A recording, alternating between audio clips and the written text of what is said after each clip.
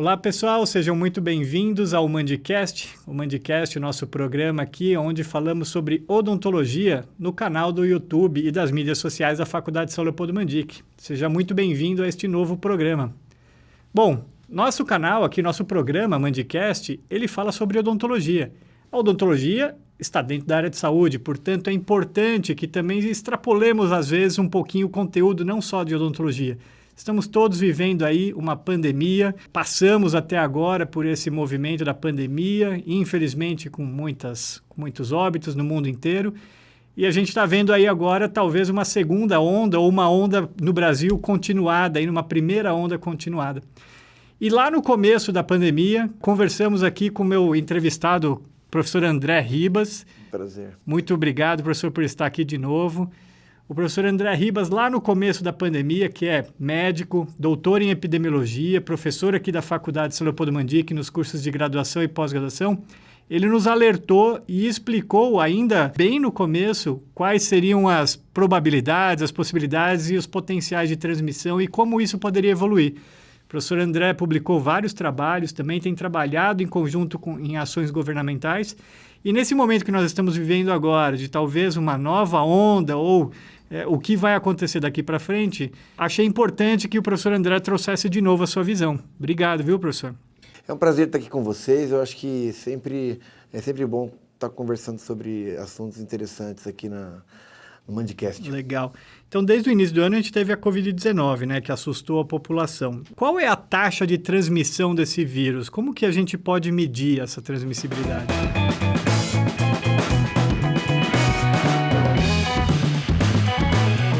Olha, é um vírus altamente transmissível por padrão que a gente tem de outros vírus respiratórios mais comuns, né? Tipo, comparando com influenza, comparando com vírus sincicial. Para você ter uma ideia, influenza, cada paciente consegue transmitir para mais um ou dois no máximo. Esse vírus, se deixar naturalmente, às vezes normais, chega até transmitir para 4 novas pessoas. E como esse ciclo é um ciclo de multiplicação exponencial, faz toda a diferença, né? É muito importante aderir às medidas de controle para diminuir essa taxa de transmissão. E o que de fato as pessoas devem fazer para se proteger e evitar essa proliferação? Olha, o mais importante, sem dúvida, é o uso de máscaras e distanciamento social, né? Sabe-se que a principal forma de transmissão são as gotículas que a pessoa elimina durante a fala, né? E é muito importante também saber que uma parte grande, quase metade da transmissão ocorre no período que o paciente ainda não tem sintomas. Então, uma pessoa que está conversando na rua, ou mesmo em qualquer lugar, né, que se tiver, num shopping, dentro de um restaurante, ela pode estar com o vírus e estar transmitindo sem saber, né? Não é porque ela não tem sintoma que ela não transmite. Aliás, quase metade ocorre antes, reforçando aí essa informação, tá? Então é importantíssimo o distanciamento, ficar no mínimo aí 1,5 metro, 1 metro, né? E usar máscara, né, o tempo todo. E a outra questão é a seguinte: se não for possível manter o distanciamento menor do que 1 metro, é importante usar o face shield, né, que vai proteger das gotículas que possam eventualmente cair no olho, porque também absorve, né, e pode transmitir. E pode, né, ser uma fonte de infecção. Tá. E esse paciente que você disse que ele está lá sem sintomas, ele pode transmitir por até quantos dias ali, até apresentar sintomas ou até não apresentar sintomas? Exatamente. Em média, 2 dias antes ele já começa a transmitir, tá? Então, por isso é importante uma coisa que a gente chama de rastreamento, que é o quê? É ver quem teve contato com o paciente com sintoma nos 2 dias antes dele ter começado o sintoma. Essas pessoas também precisam ficar em isolamento, porque é a única forma de a gente quebrar a cadeia de transmissão do vírus. Quais são hoje os sintomas mais importantes para a gente falar clinicamente de que o paciente pode ter ou não a Covid-19? Os sintomas são muito parecidos com uma gripe, então uma pessoa que hoje tem um quadro sugestivo de gripe, ele tem que pensar que ele deve estar com Covid, porque o vírus está mais ocorrendo, né, nesse período de isolamento aí e tudo mais, né? Então, quais são os sintomas? Tosse, né? Dor de garganta, febre, tá certo? Um sintoma que é muito peculiar do Covid, embora não seja tão frequente, mas se tiver, ele deve estar com Covid, é a perda do olfato e do paladar, né? É muito frequente também ter dor de cabeça, mialgia, então, é dor no corpo, né, cara?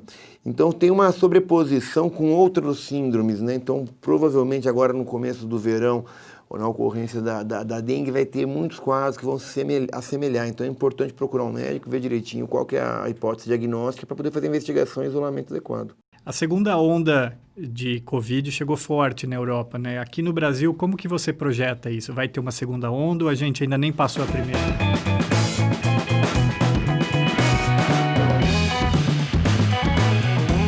Não passamos da primeira, né? Se a gente compara o número de óbitos por milhão ou incidência por milhão, comparando com a Europa, o Brasil está no mesmo padrão que a Europa está, só que está mantendo isso desde junho, né? Então é uma taxa de mortalidade diária, né? Considerando já a população, né? Taxa por milhão, muito alta, né? Então isso é uma coisa muito... É uma situação muito ruim que a gente está. Só que pior que isso é o seguinte, a gente tem visto com a flexibilização das atividades, né? Está ocorrendo um recrudescimento da transmissão. Os serviços não estão fazendo essa coisa que a gente chama de rastreamento. E eu acredito que seja por isso, né? Porque se a gente tinha medidas que eram coletivas e todos tinham que cumprir, que era não ir a restaurante, não ir à academia de ginástica, etc. Fechar o comércio, etc. Então, isso tem que ser substituído por outra medida. E qual a medida correta para se ter? É isolar as pessoas que tiveram contato com quem teve a doença. Isso é mais efetivo, isso é menos custoso do ponto de vista social, né? É um pouco mais trabalhoso, né? Mas é a forma mais importante de se controlar a doença. Mas isso nem na Europa, nem no Brasil não está se conseguindo fazer isso? Olha, na Europa estão fazendo. O problema lá na Europa, desse recrudescimento, é de outra natureza. É que lá na Europa, a gente já entraram no outono. Com o outono, as pessoas ficam naturalmente em ambientes mais fechados e a taxa de transmissão aumenta bastante, em razão da questão climática. Aqui no Brasil, tem sido uma recomendação do Ministério desde agosto, mas os serviços de vigilância não têm conseguido implementar isso na prática, tá? E, inclusive, assim, um dos poucos países do mundo que demorou tanto para começar a ter recomendação, né, que foi em agosto. Mas não tem sido feito na prática ainda não. Isso é um problema bastante importante que eu tenho assim, me esforçado em levar essa informação para outros municípios. Tivemos reuniões com o Conselho Nacional de Secretários Municipais de Saúde, né, que é o CONASEMS, já conversamos diretamente com os COSEMs regionais, ou seja, os conselhos de secretários estaduais de saúde, para tentar incentivar esse tipo de postura, né? Então vamos ver se chega uma hora aí com esse problema agora ameaçando voltar, se os municípios começam a fazer esse tipo de rastreamento e isolamento dos contatos. Porque aí a gente não precisaria, de novo, voltar a fechar tudo, o comércio, podendo só isolar aqueles potencialmente contaminados. Exatamente. Essa é uma medida alternativa e mais efetiva e menos custosa do ponto de vista social, né, que é isolar quem teve contato com quem teve o vírus, ou quem está com o vírus, né? Então, identificar os contatos de quem está com o vírus para isolar essas pessoas, porque elas podem estar com o vírus. Então, você já começa a evitar que elas transmitem para outros, porque transmite antes do início de sintomas. Isso é muito mais efetivo do ponto de vista sistêmico e muito menos custoso, né? E a gente não tem a desvantagem que a Europa está tendo e os Estados Unidos. A gente não está tendo uma onda de frio, não está... O clima estaria a nosso favor. Só que essa onda começando agora, no começo do verão, é porque as medidas foram relaxadas e não foram substituídas por outras. Uma pessoa teve contato com um potencial paciente que estava transmitindo e ele vai ficar nesse isolamento. Qual é o período necessário para ele se auto-isolar? Ótimo. O paciente quem teve contato com o vírus, que ainda não está doente, tem que ficar 14 dias em isolamento. Aí você vai me dizer, né? É mais tempo do que o próprio paciente. É verdade. Porque quem está doente, a partir do começo do sintoma, ele transmite por 10 dias. E quem está ainda o período de incubação pode ser de 14. Então, o contato tem que ficar 14 dias em isolamento. Mas o período mais importante são os primeiros 8 a 10 dias, que é quando a maior parte dos pacientes já desenvolve sintomas. Mas é fundamental que isso seja feito. Ótimo. Maravilha, pessoal. Essa conversa foi muito esclarecedora, muito importante aqui para nós, para toda a comunidade, né? Não só odontológica, mas toda a nossa comunidade, para que tenhamos ciência dessa importância de manter as medidas aí de distanciamento, usar máscara, para evitar essa propagação contínua do vírus, até que a gente tenha alguma vacina ou medicamento eficaz, tomara a Deus.